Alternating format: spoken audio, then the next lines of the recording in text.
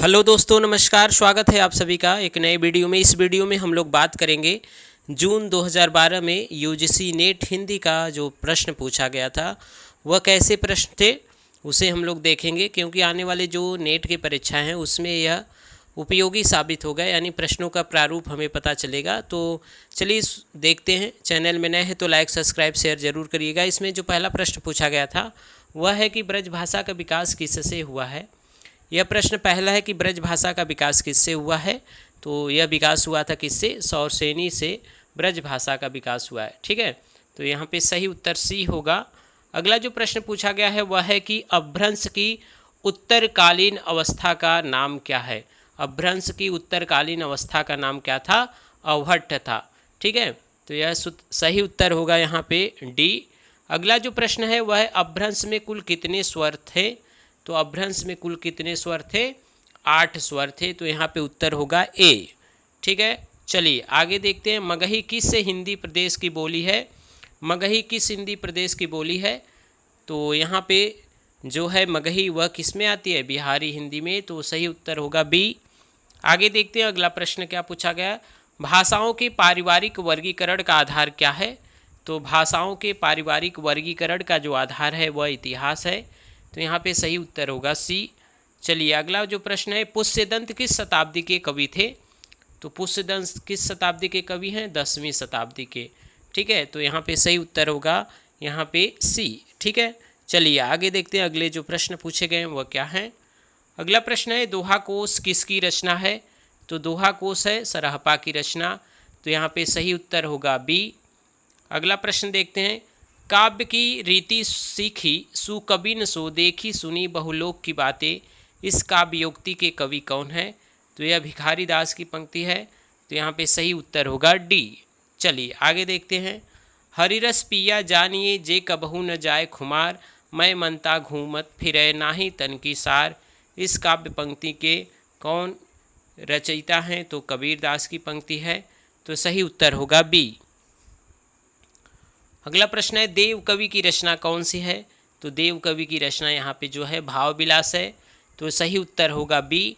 चलिए आगे देखते हैं अगला जो प्रश्न है वह क्या पूछा गया है। अगला प्रश्न है यहाँ पे, साहित्य लहरी के रचनाकार कौन है? तो साहित्य लहरी के जो रचनाकार हैं वह सूरदास हैं। तो ऑप्शन बी सही होगा। अगला प्रश्न है, अष्टछाप की स्थापना किसने की थी?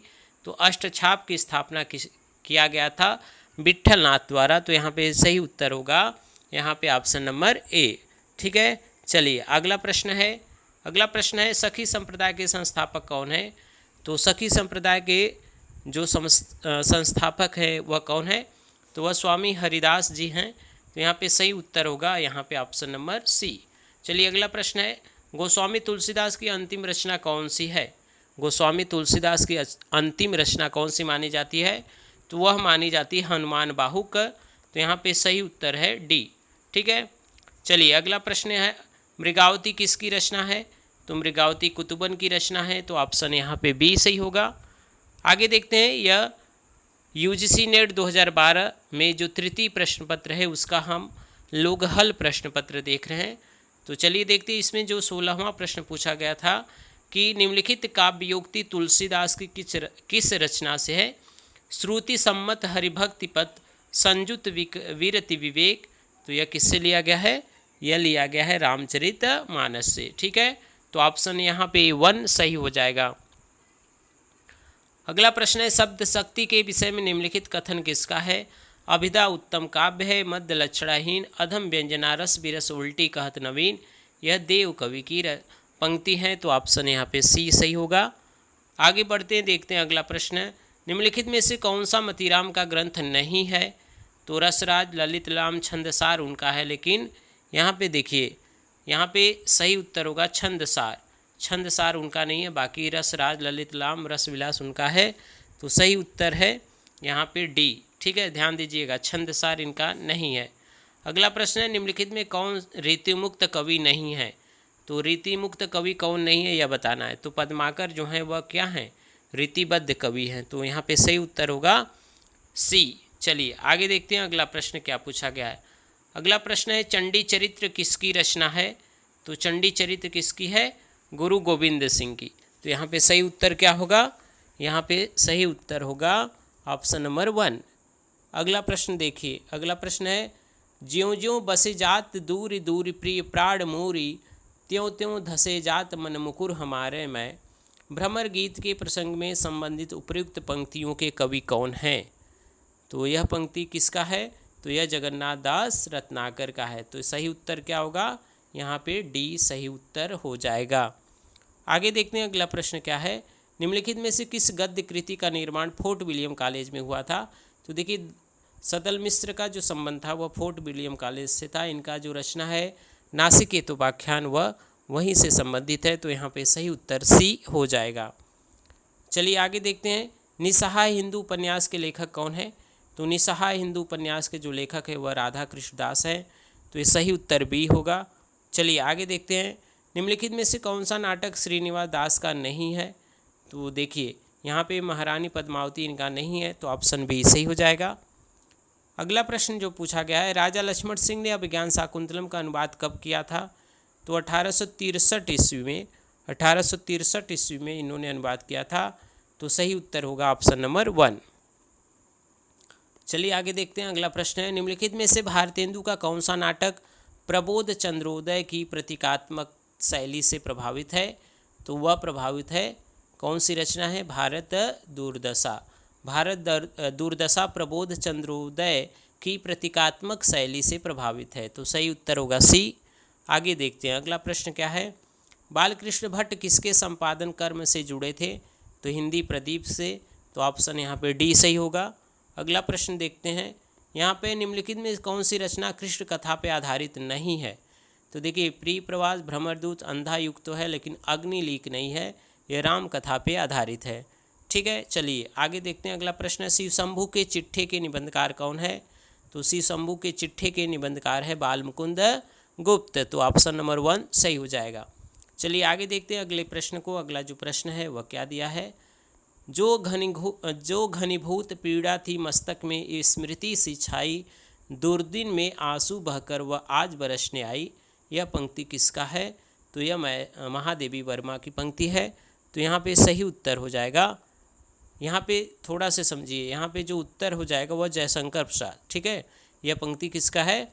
जयशंकर प्रसाद का। तो सही उत्तर सी होगा, जो घनीभूत पीड़ा थी मस्तक में स्मृति सी छाई, दुर्दिन में आंसू बनकर वह आज बरसने आई, यह पंक्ति है किसका? जयशंकर प्रसाद का। ठीक है, तो यहाँ पे सही उत्तर सी होगा। जो टिक लगा है वह कि जिसका पेपर है उसका टिक लगा है, लेकिन यहाँ पे सही उत्तर सी होगा। धिक आए तुम यो अनाहूत, धो दिया श्रेष्ठ कुल धर्म धूत, राम के नहीं काम के सुत कहलाए, यह पंक्ति किसका है? तो यह पंक्ति किसका है? तुलसीदास का। तो ध्यान रखिएगा, इसके ऑप्शन यहाँ पे बी सही हो जाएगा।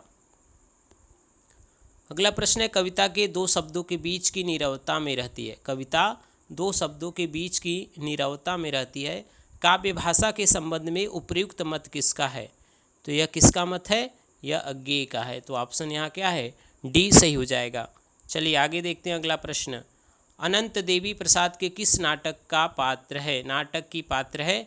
तो अनंत देवी जो हैं वह किस नाटक की हैं यह बताना है। तो अनंत है स्कंदगुप्त की। तो ऑप्शन यहाँ पे जो हो जाएगा बी सही हो जाएगा। चलिए आगे देखते हैं अगला प्रश्न, निम्नलिखित में से कौन सा खंड काव्य रामनरेश त्रिपाठी का नहीं है?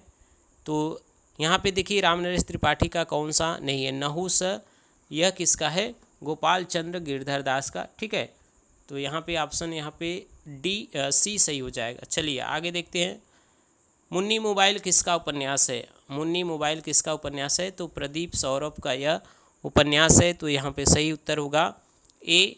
चलिए आगे देखते हैं अगला प्रश्न क्या है। अगला प्रश्न है, पिंजरे में मैना किसकी आत्मकथा है? पिंजरे में मैना किसकी आत्मकथा है?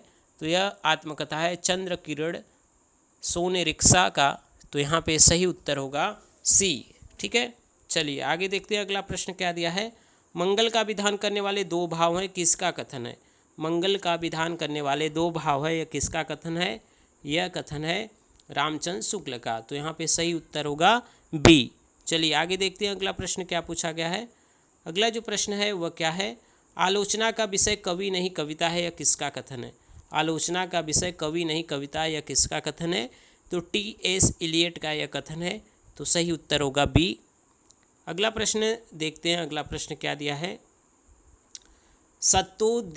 सत्तोद्रेकांत खंड स्वप्न प्रकाशानंद चिन्मयः वेदांतर स्पर्श शून्यो ब्रह्मांड स्वाद सहोदर लोकोत्तरम चमत्कार प्राणः कैश्चित् मातृभिः स्वकार स्वतः भिन्नत्वेनाय स्वादतेः रसः। रस के विषय में यह किसकी स्थापना है? रस के विषय में यह कथन किसका है? तो यह किसका कथन है? विश्वनाथ का। तो सही उत्तर होगा यहाँ पे डी, सही उत्तर हो जाएगा। चलिए आगे देखते हैं, अगला प्रश्न है निम्नलिखित में से कौन सा नाटक कालिदास के चरित्र से संबंधित नहीं है? तो यहाँ पे शकुंतला की अंगूठी जो है वह उनके चरित्र से संबंधित नहीं है, तो यहाँ पे सही उत्तर होगा सी। चलिए अगला प्रश्न क्या है, निम्नलिखित साहित्यिक वादों का सही अनुक्रम बताइए। तो देखिए पहले क्या है, छायावाद, प्रगतिवाद, प्रयोगवाद, प्रपद्यवाद। तो यहाँ पे सही उत्तर होगा डी। पहले छायावाद आया है, प्रगतिवाद, फिर प्रयोगवाद, फिर प्रपद्यवाद। ठीक है, तो ऑप्शन डी यहाँ पे सही होगा। चलिए आगे देखते हैं, अगला प्रश्न है जीवन काल की दृष्टि से निम्नलिखित कवियों का सही अनुक्रम क्या है? जीवन काल की दृष्टि से तो पहले किसका है, यहाँ पे दिया है सूरदास। सूरदास पहले आएंगे, फिर कौन आएगा? केशवदास, फिर आएंगे जगन्नाथ दास रत्नाकर, फिर आएंगे सोहनलाल द्विवेदी। तो सूरदास पहले आ गए, तो यहाँ पे सही उत्तर होगा यहाँ पे सी। सूरदास, केशवदास, जगन्नाथ दास रत्नाकर, सोहनलाल द्विवेदी। चलिए आगे देखते हैं, अगला प्रश्न है रचना काल की दृष्टि से निम्नलिखित कृतियों का सही अनुक्रम क्या है? तो कुवलमालय कथा, राउलवेल, युक्ति व्यक्ति प्रकरण और वर्ण रत्नाकर, यह सही क्रम है। ठीक है, तो यहाँ पे सही उत्तर ए हो जाएगा। चलिए अगला प्रश्न देखते हैं हम लोग। अगला जो प्रश्न है वह क्या है उसे देखते हैं। अगला जो प्रश्न पूछा गया है रचना काल की दृष्टि से निम्नलिखित कृतियों का सही अनुक्रम बताइए। तो देखिए पहले क्या आया था, प्रिय प्रवास रचना हुई थी, साकेत, फिर तुलसीदास, फिर कृष्णायन। तो ये सही उत्तर है बी, तो ऑप्शन बी सही हो जाएगा। अगला प्रश्न देखते हैं रचना काल की दृष्टि से दिनकर की कृतियों का सही अनुक्रम क्या है? तो उनका सही अनुक्रम है मिट्टी की ओर, संस्कृति के 4 अध्याय, वट पीपल, दिनकर की डायरी। तो यहाँ पे सही उत्तर होगा सी। ठीक है, चलिए आगे देखते हैं, अगला प्रश्न क्या पूछा गया है। रचना काल की दृष्टि से निम्नलिखित उपन्यासों का सही अनुक्रम क्या होगा? तो सही अनुक्रम क्या है, विराट की पद्मिनी, चित्रलेखा, बूंद और समुद्र, सुहाग के नुपुर। तो यहाँ पे सही उत्तर क्या होगा? यहाँ पे सही उत्तर हो जाएगा बी, विराट की पद्मिनी, चित्रलेखा, बूंद और समुद्र, सुहाग के नुपुर, यह सही उत्तर है। तो ऑप्शन बी सही हो जाएगा। चलिए अगला प्रश्न देखते हैं, रचना काल की दृष्टि से प्रेमचंद के उपन्यासों का सही अनुक्रम क्या है?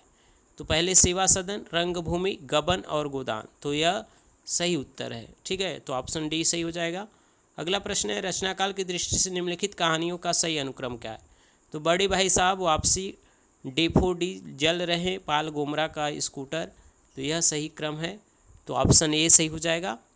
चलिए आगे देखते हैं, अगला प्रश्न क्या पूछा गया है। रचना काल की दृष्टि से सुरेंद्र वर्मा के निम्नलिखित नाटकों का सही अनुक्रम क्या है?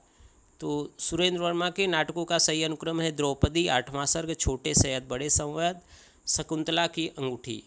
छोटे सैयद, बड़े सैयद। ठीक है, तो पहले द्रौपदी आएगा, तो यहाँ पे सही उत्तर हो जाएगा सी। ठीक है, तो ऑप्शन सी सही हो जाएगा। चलिए अगला प्रश्न देखते हैं, रचना काल की दृष्टि से निम्नलिखित कृतियों का सही अनुक्रम क्या है? तो देखिए सही अनुक्रम क्या है, पल्लव, कामायनी, दीपशिखा, कुकुरमुत्ता। तो यहाँ पे सही उत्तर हो जाएगा डी, पल्लव, कामायनी, दीपशिखा और कुकुरमुत्ता, यह सही अनुक्रम है। अगला प्रश्न दिया है, रचना काल के आधार पे अज्ञेय की रचनाओं का सही अनुक्रम क्या है? तो अज्ञेय की रचना है भग्नदूत, हरी घास पे छड़भर, बावरा अहेरी, आंगन के पार द्वार। तो यह सही उत्तर है, यहाँ पे ऑप्शन नंबर बी सही हो जाएगा। चलिए आगे देखते हैं, अगला प्रश्न क्या पूछा गया है। जीवन काल की दृष्टि से निम्नलिखित रचनाकारों का सही अनुक्रम क्या है? तो पहले आए थे श्रीधर पाठक, मैथिली शरण गुप्त, दिनकर, फिर अज्ञेय। तो यहाँ पे सही उत्तर हो जाएगा ऑप्शन नंबर ए। ठीक है, चलिए आगे देखते हैं, अगला प्रश्न क्या पूछा गया है। अगला प्रश्न क्या है, रचना काल की दृष्टि से निम्नलिखित कविताओं का सही अनुक्रम क्या होगा? तो सही अनुक्रम क्या है रचनाओं का, सरोज स्मृति, असाध्य बीड़ा, अंधेरे में पटकथा। तो सरोज स्मृति, असाध्य वीड़ा, अंधेरे में पटकथा, यहाँ पे सही उत्तर होगा सी। चलिए अगला प्रश्न देखते हैं। रचना काल की दृष्टि से निम्नलिखित कृतियों का सही अनुक्रम क्या है?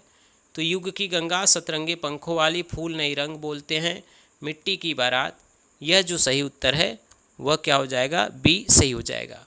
चलिए आगे देखते हैं अगला प्रश्न। ब्राह्मी लिपि के विकास का अनुक्रम क्या है? तो ब्राह्मी लिपि, फिर गुप्त लिपि, कुटिल लिपि, फिर देवनागरी लिपि, तो यह सही उत्तर है ऑप्शन नंबर ए। चलिए आगे देखते हैं अगला जो प्रश्न है वह क्या पूछा गया है। तो स्थापना और तर्क का प्रश्न है। तो स्थापना दिया है, बिंब में अर्थ की संभाव्यता निहित होती है क्योंकि अर्थ हमेशा निश्चित होता है। यह दिया है, बिंब में अर्थ की संभाव्यता निहित होती है क्योंकि अर्थ हमेशा निश्चित होता है। तो इसका क्या तर्क है? तो देखिए स्थापना तो सही है लेकिन इसका जो तर्क है वह गलत है। तो ए सही है, आर गलत है। ए सही है, आर गलत है, तो यहाँ पे सही उत्तर हो जाएगा यहाँ पे सी। चलिए अगला प्रश्न दिया है, स्थापना दिया है, जिस प्रकार आत्मा की मुक्तावस्था ज्ञान दशा कहलाती है उसी प्रकार हृदय की मुक्तावस्था रस दशा कहलाती है। और इसका जो कथन दिया है वह तर्क दिया है क्योंकि कविता में कवि हृदय लोक सामान्य की भूमि पर पहुंच जाता है। तो यहाँ पे सही क्या है? तो यहाँ पे दोनों बातें सही लग रही है, तो ए और आर दोनों क्या है? सही है। ठीक है। चलिए अगला प्रश्न क्या है। प्रेमचंद यथार्थवाद से आदर्शवाद को श्रेष्ठ समझते थे। प्रेमचंद यथार्थवाद से आदर्शवाद को श्रेष्ठ समझते थे क्योंकि आदर्शवाद उनकी दृष्टि से संपूर्ण जीवन की दृष्टि है।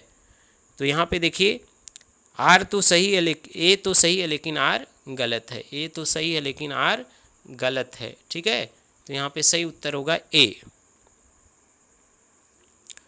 चलिए अगला प्रश्न क्या है।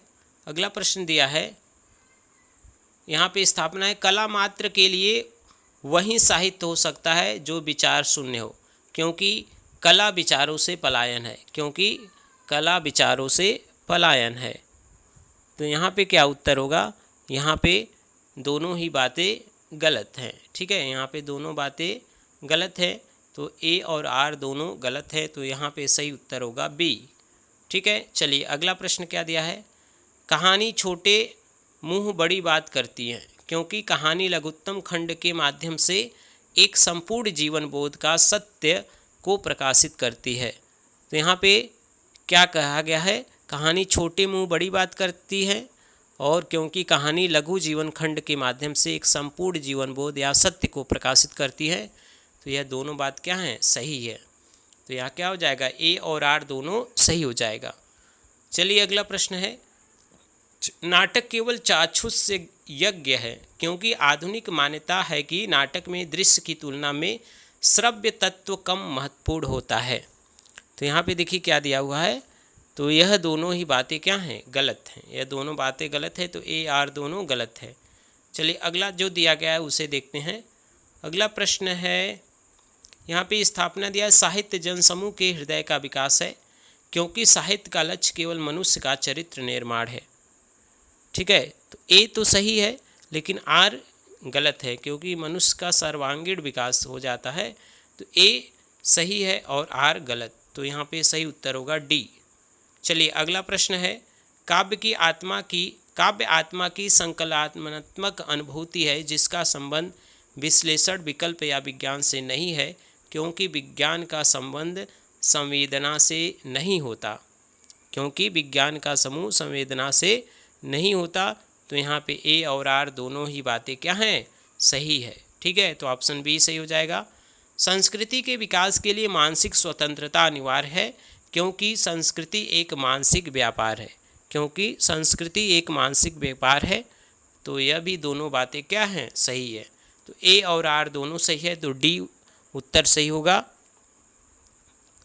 अगला प्रश्न है, स्त्री पैदा नहीं होती बनाई जाती है क्योंकि समाज उसे जन्म से वही संस्कार प्रदान करता है। यह बातें क्या हैं? यह दोनों बातें गलत हैं। ठीक है, यह दोनों बातें क्या है? गलत है, तो ऑप्शन डी सही हो जाएगा। चलिए अगला प्रश्न क्या देते हैं है, अब सुमेलित करना है। तो यहाँ पे देखिए हम लोग देखते हैं सलभ सापमय वर हूँ, सलभ मैं सापमय वर हूँ, यह पंक्ति किसका है? तो यह महादेवी वर्मा का है। ठीक है। दुख ही जीवन की कथा रही, यह तो निराला का है, तो यह निराला का हो जाएगा।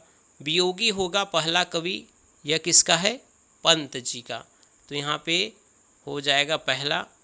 जो बीत गई सो बात गई, यह किसका है? बच्चन सिंह का, जो बीत गई सो बात गई, तो यह सही रूप है, ध्यान रखिएगा इसे। चलिए अगले प्रश्न को देखते हैं हम लोग। निम्नलिखित पात्रों को उसके नाटकों के साथ सुमेलित करना है। तो मल्लिका का किस नाटक की है? तो आषाढ़ का एक दिन। मल्लिका किसका है? आषाढ़ का एक दिन। देवसेना किसकी है? स्कंदगुप्त का। शीलवती किसकी है? सूर्य की अंतिम किरण से सूर्य की पहली किरण तक, और शर्मिष्ठा है देहांतर की, तो यह सही रूप है। चलिए आगे देखते हैं अगला प्रश्न क्या है। यहाँ पे उपन्यासों को सुमेलित करना है। तो रतिनाथ की चाची नागार्जुन का है, परती परी कथा फणीश्वरनाथ रेणु का है, कब तक पुकारू रांगे राघव का है, पानी के प्राचीर रामदरस मिश्र का है, तो यह सही रूप है। तो इसे याद रखिएगा, ध्यान रखिएगा। चलिए आगे देखते हैं अगले प्रश्न को। अगले प्रश्न को हम लोग देखते हैं। अगला जो प्रश्न है वह क्या है? कवियों को उनकी कृतियों के साथ सुमेलित करिए। तो चिंतामणि किसका है? चिंतामणि की रचना है कविकुल कल्पतरु। मतिराम का है वृत्त कमोदी। भूषण का है छत्रसाल दशक। बोधा का क्या है? विरह वारिस, तो यह सही रूप है, इसे ध्यान रखिएगा। चलिए आगे देखते हैं। अगला जो प्रश्न है उसे देखते हैं। अगला प्रश्न है निम्नलिखित आचार्यों को उनके सिद्धांतों के साथ सुमेलित कीजिए। तो वल्लभाचार्य का क्या है? देखिए वल्लभाचार्य का है शुद्धाद्वैतवाद। निम्बकाचार्य का है द्वैताद्वैतवाद। रामानुजाचार्य का है विशिष्टाद्वैतवाद। मध्वाचार्य का है द्वैतवाद, तो यह सही रूप है, इसे ध्यान से देख लीजिएगा, याद कर लीजिएगा। चलिए अगला प्रश्न दिया है चंदायन मुल्ला दाऊद हो जाएगा, मृगावती कुतुबन, अखरावट जायसी, मधुमालती मंझन, तो यह सही रूप है। चलिए आगे देखते हैं। निम्नलिखित कवियों को उनकी कृतियों के साथ सुमेलित कीजिए। स्वयंभू का क्या है? पौमचर्यू है। पुष्यदंत का क्या है? महापुराण है। अब्दुल रहमान का क्या है? संदेश रासक। सबरपा का क्या है? चर्यापद, तो यह सही रूप है, इसे ध्यान रखिएगा। चलिए अगला प्रश्न क्या दिया है? भाषा की उत्पत्ति के संबंध में निम्नलिखित सिद्धांतों को उनके प्रतिपादकों के साथ सुमेलित कीजिए। तो देखिए धातु सिद्धांत के थे हेज थे, हो यो हे हो सिद्धांत कौन थे? न्यायावर थे। इंगित सिद्धांत राय, और संपर्क सिद्धांत संपर्क रेवेज, तो बहुत खतरनाक नाम है, ध्यान रखिएगा। ठीक है, चलिए आगे देखते हैं अगला प्रश्न। यहाँ पे दिया है भट्ट लोलट, तो भट्ट लोलट का क्या है? उत्पत्तिवाद। शंकु का क्या है? अनुमितिवाद। भट्टनायक का भुक्तिवाद। अभिनव गुप्त का अभिव्यक्तिवाद, तो यह सही रूप है। चलिए आगे देखते हैं अगले क्या पूछा गया है। तो यह 75 प्रश्न है। तो अब एक ही प्रश्न होता है हिंदी का, पहले 2 होते थे, एक जनरल पेपर और हिंदी, यानी 100 और 50, 150 आते हैं, तो ध्यान रखिएगा। अब एक ही प्रश्न पूछे जाते हैं। प्रश्न पत्र जिसमें 100 प्रश्न होते हैं, तो यह सभी प्रैक्टिस जो आप करेंगे तो परीक्षा देने में जो नेट का पेपर होने वाला है उसमें आपको बहुत ही सहायता होगा। ठीक है, तो प्रतीक पत्रिका के संपादक कौन है? अज्ञेय हैं। विशाल भारत के बनारसीदास चतुर्वेदी, कर्मवीर के माखनलाल चतुर्वेदी, और चांद के कौन है? महादेवी वर्मा। ठीक है, तो यह सही रूप है, इसे ध्यान रखिएगा। इसी तरह के प्रश्नों को पाने के लिए हमारे चैनल को लाइक, सब्सक्राइब, शेयर जरूर करिएगा। मिलते हैं एक नए वीडियो में, तब तक के लिए आप सभी का बहुत बहुत धन्यवाद।